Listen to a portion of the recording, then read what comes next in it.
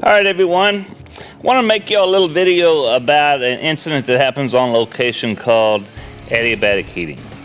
A guy named Bryson Lacoste reached out to me and said, Russell, do you have any information or a video or something that describes or explains adiabatic heating? And I said, I ain't got nothing. And he's like, well, could you get me something? And I looked around and really truly didn't find a whole bunch. So I said, you know what, I'll put something together for you and we'll just make it for the public. So here we are. So we're going to talk about this thing called adiabatic heating. If you've ever heard about line melting on location while pressure testing, that's what we're talking about. And what it is when the frac pumps pressure test, they bring in fluid and pressure tests on location, the air can't escape at the top and it ends up compressing. And it compresses so much that it gets super hot, up to 1200 degrees. And our line is sitting there because we're bumped up and it'll just melt it, okay? Now, this used to not be a big issue until frac showed up. Frac pump so fast that, I mean, it's just an instant ramp of fluid. While before we used to wait 15 minutes to get pressure tested because we had this little old pump and a little 3/4 inch hose pumping fluid in our lubricator, and it took forever, okay? But when the frac showed up with these pump downs, that's when our issue started. Now, I want to demonstrate exactly what we're talking about. I got a little fire stick here, and there's a little piece of cotton in here. What I'm going to do is plunge down on it, and you're going to see this thing make a flame. Hopefully, if everything works right. Okay, here we go. All right. So you saw the flame. Visualize this thing being up when the air comes in. It compresses, mashes the air gets hot.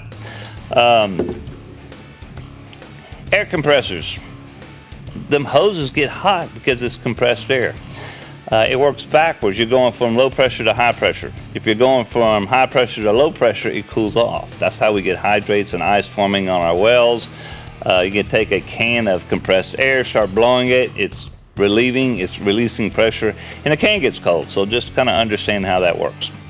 Okay, now the damage it can do to our line is it can actually cut it in half.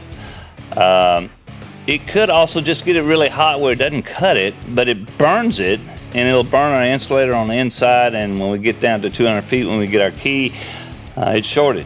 So just understand, there's a couple of ways this happens, but it may burn it and you don't realize it until a week later. So, you know, situations like that. I got a couple of pictures here that you can see, kind of understanding how these things, what it can cause on the line, the burning, stuff like that. Now the question is how to stop it. Now it's an easy fix. If you're a pressure control guy, just don't pump your grease until they get fluid in the well, and you'll see fluid coming out the top. Another way is to use a vent sub. They got a vent sub you can look up. It allows the air to escape, but we have issues with vent subs. But these are ways to correct it. All right. Now the first time I saw this, I didn't believe it. Honestly, I said, yeah, y'all are full of crap. It ain't gonna burn it until it happened on location, and it melts the line. Tool falls, lands on the tool trap. We end up pulling the line out. I'm thinking the guy didn't rehead, forgot the washer or something stupid. But there it was. We took the over the line way bar off, and there was a piece of cable still stuck to the cable head. So, seen it?